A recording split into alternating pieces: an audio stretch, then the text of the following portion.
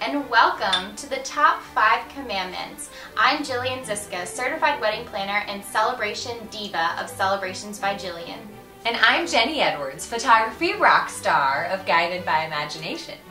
We are so excited to have you here with us today, and we want to congratulate you once more on your upcoming wedding. It is such a fun time to be having, and we are even more thrilled that we get to share with you some top tips and tricks to make sure that your wedding day is so not stressful and very much not chaotic.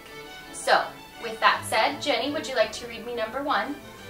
The first commandment is, thou shalt not forget to decide on a reasonable budget.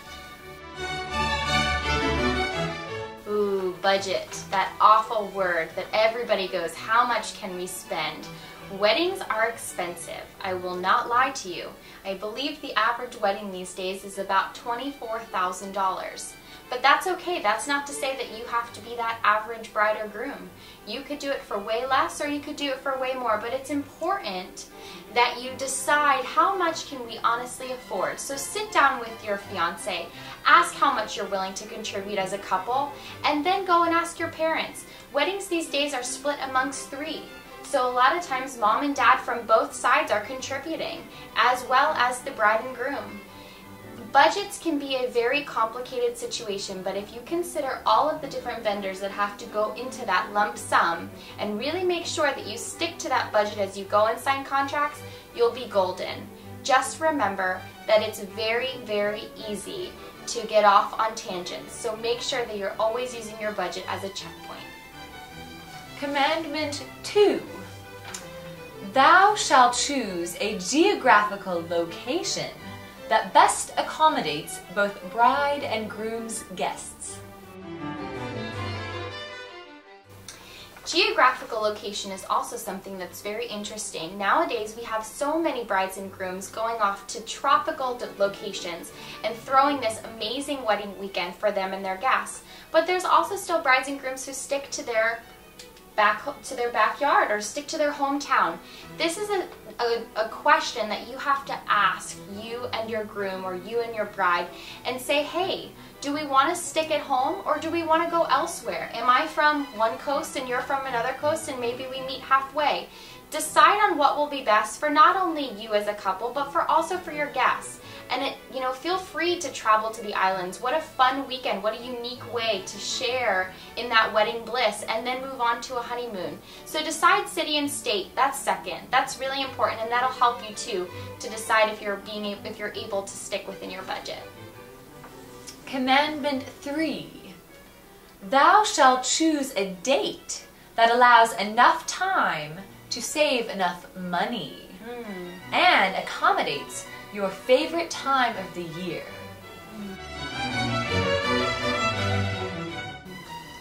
So if you're a bride or groom that loves the autumn colors, considering how much time that you have to really meet your budgetary needs. So you don't want to plan a wedding 3 months from now when you have a huge budget to meet. But also consider, your favorite time of year, and note that the top wedding months are going to be, May, June, July, August, even September. And so that drives up the price for the venues and the vendors. So you might want to consider actually having your wedding day on an off month as part of the off season, because a lot of times vendors who are not so busy during the months of January, February, March, even April, will actually give you a better deal by choosing an off month. Absolutely. Commandment 4. Thou shalt make a guest list. A guest list. Whew, that dreaded guest list. Guest lists are important because it helps us, like Jenny and myself, your wedding vendors, know exactly what to expect so that we can accommodate you. Guest list is one of the first things that you should do after you get engaged. Sit down with your fiance and talk to them and find out who are we inviting from both sides, how many friends can we invite, how many people from each side, how many people can we tell our parents that they can invite. guest list is important because it helps show you exactly what you can accommodate as far as your budget, as far as a venue. All of those different pieces really is based upon the number of people who are going to attend your wedding.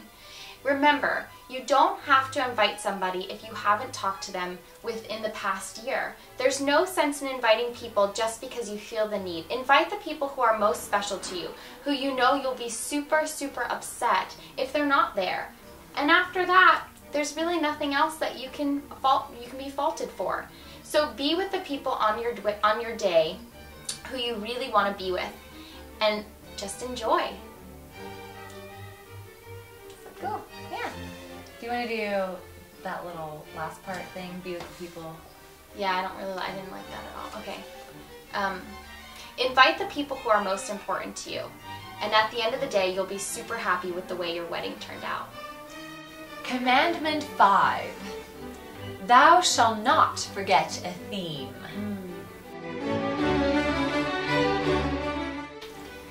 By having a theme at your wedding will really make your event unique and memorable to your guests. Because let's face it, they have been to hundreds of weddings in the past, and most of them are almost exactly the same.